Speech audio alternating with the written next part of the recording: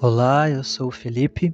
Seja bem-vindo ao episódio 12 do podcast Eles Ainda Falam, um podcast sobre livros clássicos do cristianismo, cujos autores já faleceram, mas suas ideias falam até os dias de hoje. Nós temos estudado o livro Verdadeira Espiritualidade, de Francis Schaeffer, e hoje nós vamos conversar sobre o 10º capítulo desse livro, chamado Cura Substancial dos Problemas Psicológicos. Desde o 8º capítulo, nós temos visto como o Evangelho nos liberta tanto dos laços do pecado em si, quanto dos resultados dos laços do pecado. Mais especificamente, temos conversado sobre como o Evangelho nos livra de nossa autoalienação resultante do pecado, concedendo a nós liberdade das amarras da consciência e liberdade na vida do pensamento. Hoje nós vamos considerar a vida cristã com relação aos problemas psicológicos. É assim que Schaeffer inicia este capítulo ali na página 144.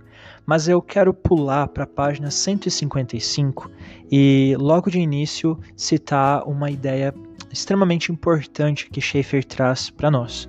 E isso com certeza vai esclarecer um pouco mais o objetivo, a intenção por trás desse capítulo.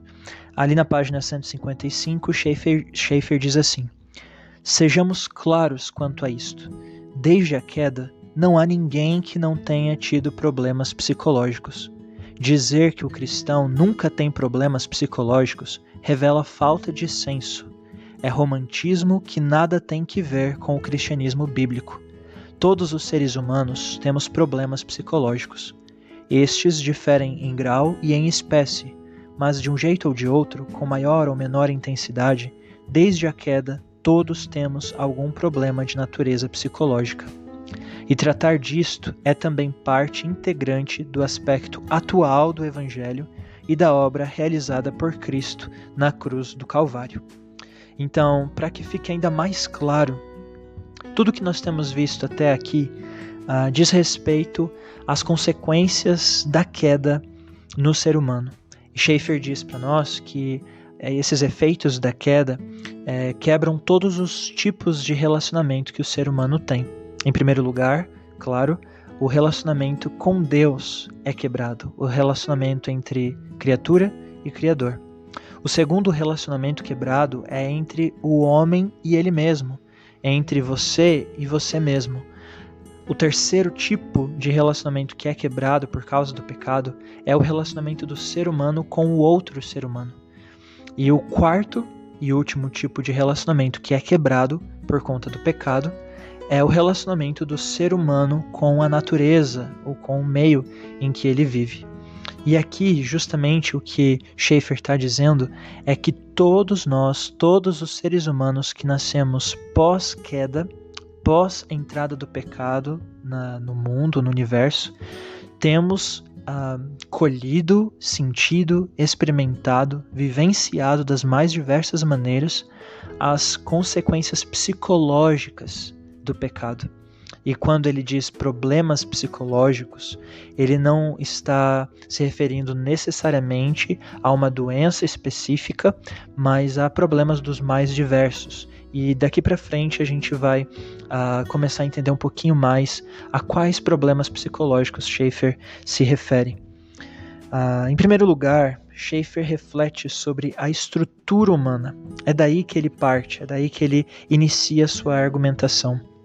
Ali na página 144, Schaeffer diz: posso pensar em minhas partes componentes de vários modos, como corpo e espírito, ou como minha parte física e minha parte espiritual. Terei razão se pensar na divisão do meu ser em intelecto, vontade e emoções. Está bem que eu pense assim, porquanto estas realidades estão abertas à observação. Mas feriremos o conceito bíblico se omitirmos sua ênfase em que o homem é um todo uno, uma unidade, e não mera junção de partes. O que quer que fira essa unidade promove a destruição daquilo que constitui real e basicamente o que o homem é e o que precisa ser.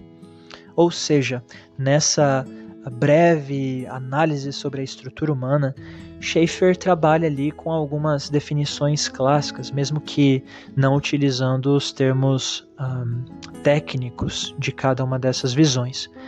Na teologia, nós vemos essas possibilidades onde alguns grupos definem a estrutura humana como sendo formada por corpo e espírito, ou corpo e alma, sendo aí duas partes. Enquanto outros estudiosos, outros teólogos defendem o ser humano sendo constituído por três partes: corpo, alma e espírito. De qualquer forma, o que Schaeffer diz aqui para nós é que qualquer que seja a sua visão sobre isso, ela é válida, porque ela está, sim, de um modo ou outro, se referindo e caracterizando algo que é constatável. Nós somos, de fato, tudo isso. Mas o que ele diz e ressalta é que nós nunca podemos esquecer que somos um ser. Como ele diz, somos uno, somos um ser unificado. Ainda que você entenda que somos formados por duas partes essenciais ou por três partes essenciais, no fim das contas, o ensinamento bíblico é que nós somos integrais, nós somos um. Você é um. Eu sou um. Nós somos um todo, ainda que formado por duas partes ou três partes, mas no final das contas a Bíblia sempre lembra essa verdade de que somos um ser integral. E quando refletimos sobre isso, sobre o que o homem é, podemos pensar em duas áreas fundamentais, e aqui Schaeffer descreve a primeira delas na página 145 com as seguintes palavras. A primeira envolve o ser, ou seja, a questão da sua existência. Uma verdade básica da qual ninguém pode fugir é a de que o ser humano existe. Não importa quem seja, nem qual seja a sua filosofia, ele existe e está aí. Então, o primeiro fato fundamental que a gente precisa declarar sobre o ser humano é que ele é um ser, ele está aí, ele existe. Não há como lutar contra o fato da existência. Nós podemos chamar esta primeira área, como diz Schaeffer, de o problema do ser. E se você quer lidar com a identidade do ser humano, a estrutura do ser humano, você precisa lidar, em primeiro lugar, com este fato. Ele existe. A segunda área, diz Schaeffer, ainda na página 145, relaciona-se com o que o homem é no círculo de sua existência, ou seja, eu sou, mas o que sou eu em comparação com o que Deus é? Eu existo, Deus existe. Qual a diferença entre o círculo de minha existência e o círculo da existência de Deus? Por outro lado, qual a diferença entre minha existência e a existência dos animais, das plantas e dos objetos destituídos de consciência, visto que também existem? Então, por um lado, o ser humano é diferente de Deus, e por outro, sua existência é diferente da dos outros seres e objetos. É isso que Schaeffer quer colocar como a segunda verdade, o segundo fato fundamental sobre o que o ser humano é. Em primeiro lugar, como nós vimos, ele existe, ele é um ser. E em segundo lugar, nós precisamos afirmar que o ser humano, ele é diferente de Deus, do seu Criador, e diferente das outras criaturas e de qualquer outro objeto existente ao seu redor.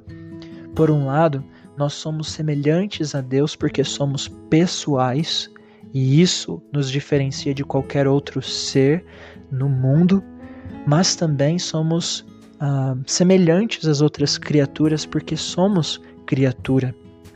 Então nós temos identificação, por um lado, com o nosso Criador e identificação, por outro lado, com as outras criaturas ao nosso redor, ainda que não sejamos plenamente semelhantes a Deus e também nem plenamente semelhantes às outras criaturas. Para entendermos a existência do homem, nós precisamos ter a noção de que Deus é um Deus criador e pessoal. Para entender aquilo que nós somos, nós precisamos começar a entender aquilo que Deus é, ou quem Deus é. Na página 145, Schaeffer diz assim: Sem a existência deste Criador pessoal, não há explicação racional da pura e simples existência como tal.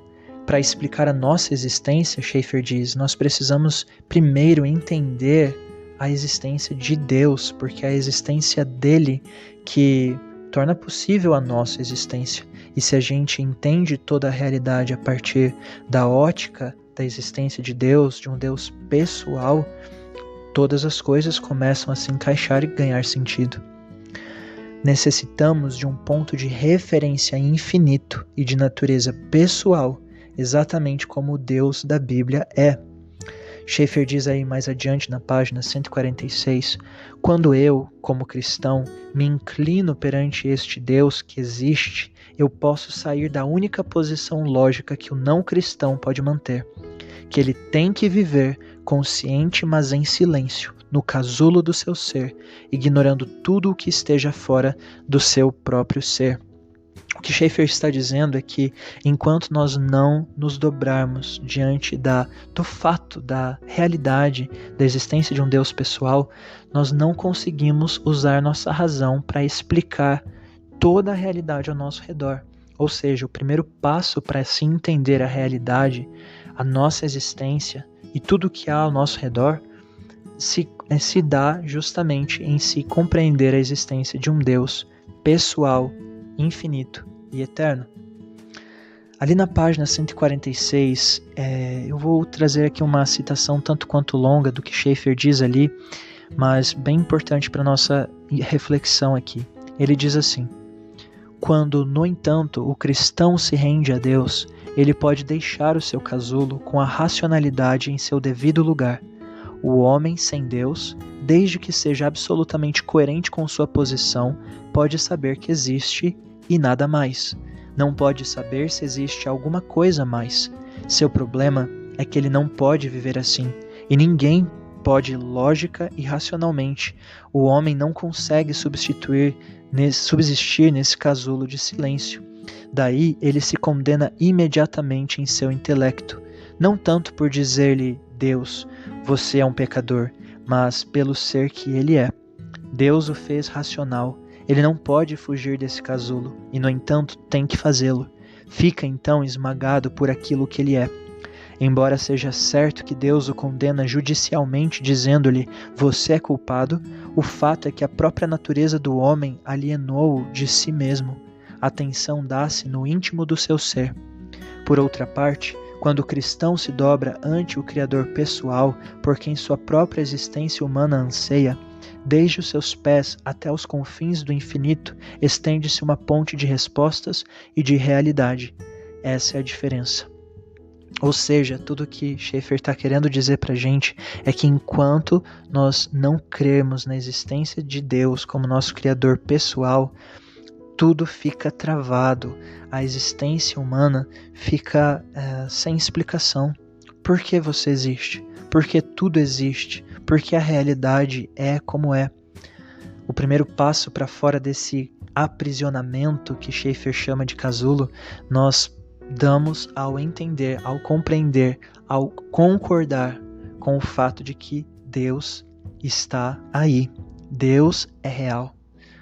Ainda na página 146 e 147, Schaeffer diz: a posição cristã estabelece duas coisas, que Deus, este Deus pessoal e infinito, existe, e que, como você foi feito à imagem de Deus, você também existe.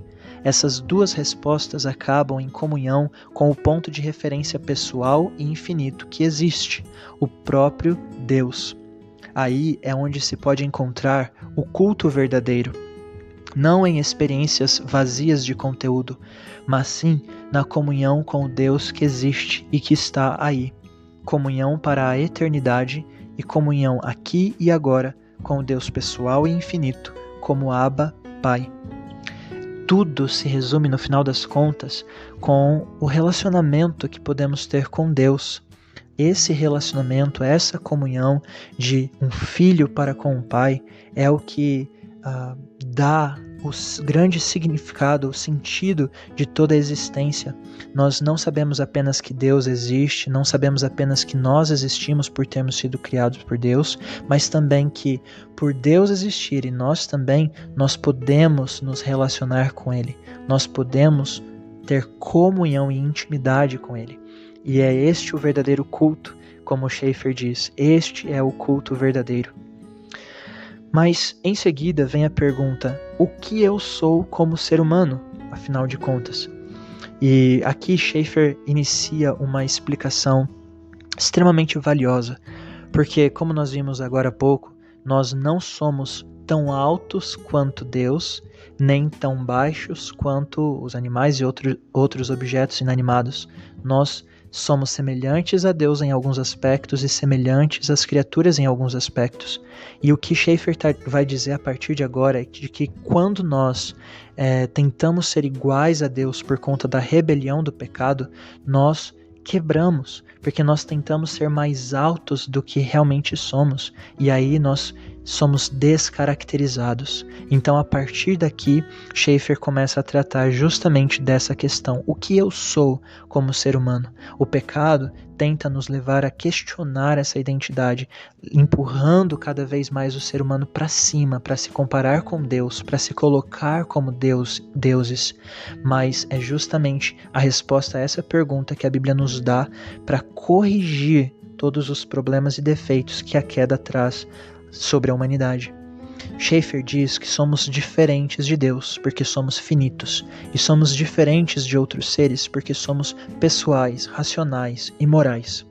E então Schaeffer diz ali na página 147 acerca disso: ora, a rebelião do homem consiste em tentar existir fora do círculo para o qual Deus o trouxe à existência.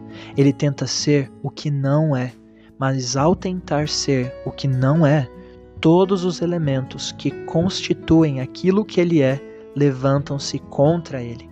Ou seja, nós, quando tentamos ser deuses, somos quebrados, porque a nossa estrutura não é para isso. A nossa estrutura não é para sermos altos como Deus, nem tão baixos como os animais e objetos inanimados. Somos humanos, criaturas, mas criaturas pessoais, morais, racionais.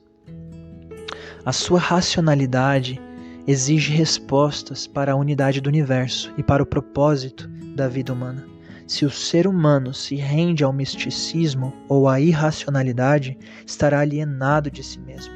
É isso que Schaeffer diz: quando nós deixamos o nosso devido lugar, quando nós deixamos o nosso círculo de existência, a nossa posição para a qual nós fomos criados, nós somos quebrados, nós deixamos a racionalidade.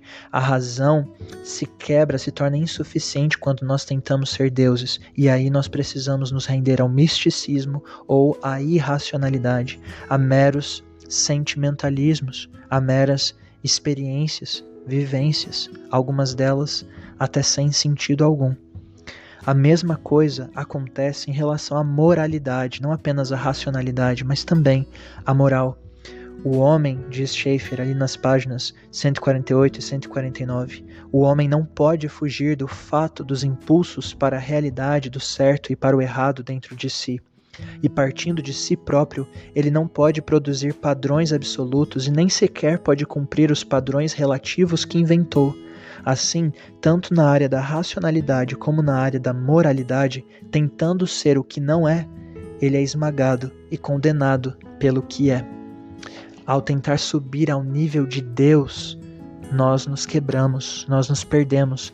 E são esses os problemas psicológicos que Schaeffer havia mencionado lá no início. São esses os problemas psicológicos, as consequências trágicas que o pecado traz ao ser humano em seus aspectos psicológicos, a sua racionalidade, a sua moralidade. Mas não apenas é isso.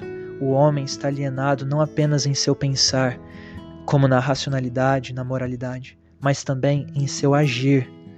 Schaeffer diz na página 149, posso querer fazer certas coisas, mas não posso acionar minha vontade de modo infinito e limitado. Você pode desejar agir de determinadas maneiras, mas você não consegue sempre agir dessas maneiras que você deseja, porque até mesmo as suas ações estão parcialmente fora do seu próprio desejo, das suas próprias intencionalidades. Além disso, o ser humano está alienado em suas emoções e sentimentos. Schaeffer diz na página 149 ainda: em rebelião, pois, não permanecendo no âmbito que lhe cabe, mas lutando por invadir o âmbito da existência de Deus, vez após vez, o homem cai vencido no seu íntimo, tanto na sua racionalidade, quanto na moralidade, também na sua vontade e, por fim, nas suas emoções. Nós não conseguimos ser o que fomos criados para ser. Ao tentar sermos deuses, deixamos de ser até mesmo o que éramos. A essa altura, restam-lhe duas possibilidades, diz Schaeffer, e só duas, se é que pretende ficar no círculo da racionalidade. Pode retornar à sua posição diante do Criador pessoal, posição de criatura pessoal perante o Criador pessoal, ou se não, ele pode descer abaixo da sua legítima posição. Por sua rebelião, o homem escolhe rebaixar-se mais, ao invés de regressar ao seu lugar próprio como criatura ante o Criador absoluto. O que Schaeffer está dizendo aqui é que, já que nós não conseguimos subir às alturas de Deus, já que não conseguimos nos colocar como deuses, então muitos seres humanos têm diante de si a opção de se dobrar diante de Deus e ser restaurado à posição inicial, ou então a segunda opção, a segunda possibilidade de escolha, que é se tornar como um animal, é se rebaixar como um tipo de criatura que ele não foi criado para ser, e começa a agir baseado em impulsos, baseado em instintos, baseado apenas naquilo que acha ser correto em tal e qual momento. Mas na página 150, Schaeffer diz assim: o homem preso ao pecado toma seu lugar no meio dos círculos inferiores da existência. Desce de sua condição de ser humano para a existência inferior, própria dos animais e das máquinas, e assim fica dividido de si e contra si mesmo, em todas as partes componentes de sua natureza. Em qualquer ângulo que você focalize o pensamento neste assunto, o homem está dividido, separado de si mesmo em sua rebelião, na racionalidade, na moralidade, em seu pensamento, em sua ação, em seus sentimentos. Pela rebelião, ele está separado de Deus em razão da verdadeira culpa moral e é condenado por aquilo que ele é, querendo ser Deus e não o sendo, visto que é finito. Também está condenado porque não pode ocultar-se entre os animais e as máquinas, onde tenta esconder-se. Ele traz ainda as marcas da imagem de Deus. Ele se condena em ambos os lados, em ambas as direções, simplesmente por ele ser o que Deus o fez. Cada elemento de sua natureza fala e proclama: sou homem. Por mais escura que seja a noite de sua alma em rebelião, há vozes que bradam de cada parte de sua natureza: sou homem, sou homem. O que Schaeffer está dizendo aqui é que, por mais que o homem tente ser aquilo que ele não é, a sua estrutura clama como se fosse uma testemunha. Seus membros, a sua aparência, a sua mentalidade, a sua consciência, tudo em sua estrutura clama: eu sou um ser humano. Eu não sou um animal e uma máquina. Eu não sou Deus. Eu sou ser humano. A nossa própria constituição física, a nossa própria constituição humana proclama para o próprio ser humano que somos seres humanos. Ali na página 151, Schaeffer diz sobre as consequências da queda na relação do homem consigo mesmo. Ele traz o texto de Gênesis capítulo 3, ali nos versículos 16 a 19, quando Deus proclama as consequências do pecado, as maldições consequentes do pecado humano. E aqui Schaeffer destaca dois, pelo menos, modos de como a queda afetou o ser humano, né? Ele diz assim: E a mulher disse: multiplicarei sobremodo os sofrimentos da tua gravidez, em meio de dores darás à luz filhos. E aqui Schaeffer diz: passou a haver divisão entre ela e seu corpo. Ele continua: o teu desejo será para o teu marido e ele te governará. E a Adão disse: visto que atendeste à voz de tua mulher e comeste da árvore que eu te ordenara não comesses, maldita é a terra por tua causa. E aqui Schaeffer diz: maldição externa a ele na natureza. Em fadigas obterás dela o sustento durante os dias de tua vida, ela produzirá também cardos e abrolhos, e tu comerás a erva do campo. No suor do rosto comerás o teu pão, até que tornes a terra, pois dela foste formado, porque tu és pó, e ao pó tornarás. Aqui nesse texto, Schaeffer esclarece o como a queda quebrou o ser humano em sua relação consigo mesmo. E nós podemos ver um pouco mais adiante, aqui mesmo na página 151, o que Schaeffer diz ainda sobre esse assunto. Não é apenas que o homem esteja separado de seu corpo, ele está separado de si mesmo, no mundo dos pensamentos de que já falamos. Na vida presente, o homem tem sua personalidade dividida. Desde a queda, ninguém tem corpo plenamente sadio, nem personalidade que apresente completo equilíbrio psicológico. A queda trouxe-nos como resultado a nossa ruína como unidade pessoal, atingindo todos os elementos de que se compõe a nossa personalidade. Ou seja, você pode olhar para dentro de si mesmo em suas vontades, em sua moralidade, em seus sentimentos. Se você olhar para os seus sentimentos, os seus pensamentos desse dia, enquanto você ouve esse podcast, você percebe que há incongruências dentro do seu ser, há incongruências em sua mente. E isso tudo, Schaeffer está dizendo, são como consequências do pecado, são consequências dos laços do pecado sobre a humanidade. E por justamente todos esses efeitos serem consequências do pecado, Schaeffer começa a dizer agora na página 153 e 154 como o Evangelho trata de modo coerente essa estrutura psicológica do homem. Quais são os impactos do Evangelho nas consequências dos laços do pecado no aspecto psicológico do ser humano.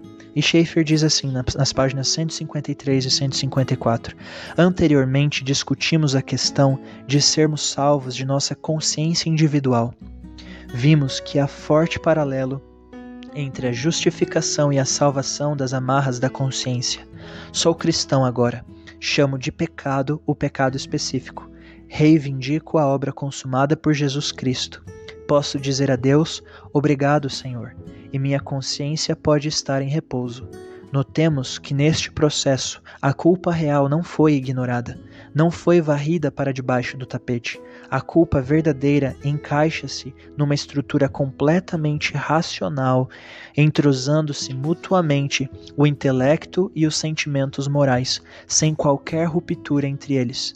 Com toda a racionalidade em seu lugar e conscientemente, com base na existência de Deus e na obra vicária que Jesus Cristo realizou, minha verdadeira culpa já não tem que ser passada por cima, é aceita como de minha responsabilidade, reconhecendo que deliberadamente fiz o que sei que é errado. Vê-se, pois, que a obra substitutiva e infinita de Cristo trata desse problema de modo razoável, verdadeiro e objetivo. Posso agora dizer à minha consciência: fique tranquila, foi-se minha culpa real, e sei que qualquer coisa que me reste constitui minha culpa psicológica. Esta deve ser enfrentada não em confusão, mas tendo-se em vista como parte da miséria do homem decaído. Aqui Schaeffer traz dois termos que merecem ser explicados um pouco mais: a culpa real e a culpa psicológica. Quais são essas duas culpas? A que se referem essas culpas? A primeira delas, a culpa real, a culpa moral, objetiva, Schaeffer já tratou, já destacou alguns capítulos atrás. Essa culpa real, essa culpa moral é a culpa por cada ato pecaminoso que nós cometemos. é uma culpa real, como uma culpa forense, uma culpa legal, jurídica, diante de Deus como juiz. E por essa culpa, nós somos dignos de julgamento, somos dignos de juízo e de condenação. Mas é justamente sobre essa culpa real e moral que Jesus nos liberta. É dessa culpa que Jesus nos liberta. É essa culpa que Jesus carrega sobre si na cruz em nosso lugar. Cristo destrói a nossa culpa moral, a nossa culpa real diante de Deus, de modo que diante do juiz justo que Deus é, nós somos considerados livres e inocentes, justificados. Resta então essa segunda culpa que Schaeffer denomina como culpa psicológica, que é uma culpa subjetiva. São os sentimentos de culpa que muitas vezes nós experimentamos, nós sentimos. Esses sentimentos, o próprio Schaeffer diz aqui nesse capítulo, são sentimentos duros, são pesados. Esses sentimentos de culpa, essa culpa psicológica, ela é dura e ela machuca. O que Schaeffer simplesmente está querendo dizer é que pelo Evangelho resolver nosso aspecto de culpa real, objetiva, moral diante de Deus, ele também pode servir como solucionador da nossa culpa subjetiva, dos nossos sentimentos de culpa, da nossa culpa psicológica. Quando nós nos sentimos culpados, quando nós experimentamos pensamentos, sentimentos, desejos que são incoerentes no nosso mundo psicológico, nós não precisamos nos agarrar à culpa psicológica. Nós podemos tomar posse, como Schaeffer disse alguns capítulos atrás, tomar posse do perdão que Deus nos dá através do sacrifício de Jesus e podemos nos sentir perdoados. Nós podemos deixar que os nossos sentimentos e as nossas emoções sejam guiadas e modeladas pela realidade objetiva do Evangelho de Cristo sobre nós.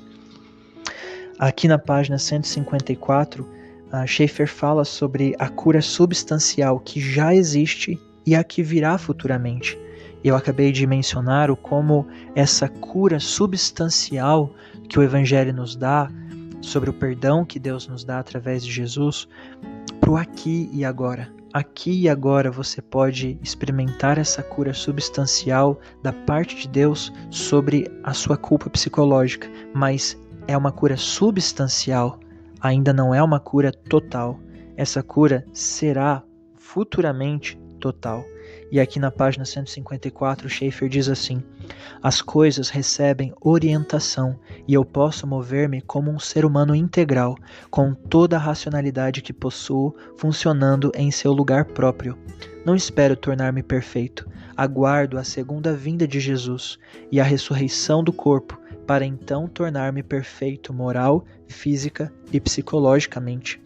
Mas agora, na presente vida, pode haver uma vitória substancial sobre esta divisão psicológica, vitória baseada na obra consumada por Cristo. Não será um domínio perfeito, mas será verdadeiro e substancial. Ou seja, a cura total, a cura plena sobre a nossa culpa psicológica virá apenas quando Jesus Cristo voltar, quando nós recebemos um novo corpo, quando nós ressuscitarmos dentre os mortos. Aí sim a cura será total e plena. Até lá, nós já podemos experimentar uma cura substancial. O que substancial significa? Significa uma cura que tem relevância, que já pode sim ser experimentada no aqui e no agora. Se você se sente culpado hoje, enquanto ouve esse áudio, se você já tem um relacionamento com Deus através de Jesus Cristo, se você já se arrependeu dos seus pecados e confiou em Jesus como seu Salvador, você não precisa continuar se sentindo culpado. Lembre que Jesus já carregou sobre ele mesmo todas as suas culpas reais e deixe que esse perdão inunde e molde os seus sentimentos. Na página 156, Schaeffer conclui com a seguinte frase: a compreensão momento após momento destas coisas vale por um passo vital na posse da liberdade dos resultados das amarras do pecado e na cura substancial da separação em que o homem está de si mesmo. Ou seja, gradativamente, através da ação do Espírito Santo, momento após momento na sua vida, você pode experimentar cada vez mais essa cura substancial que Cristo nos dá no mundo psicológico de cada um de nós, dessa divisão, desse abismo que tem existido entre nós e nós mesmos. Que você possa experimentar isso através do poder do Evangelho, através da fé em Jesus, momento a momento. Meu desejo é que você não apenas entenda essas coisas racionalmente, mas que você coloque tudo isso em prática.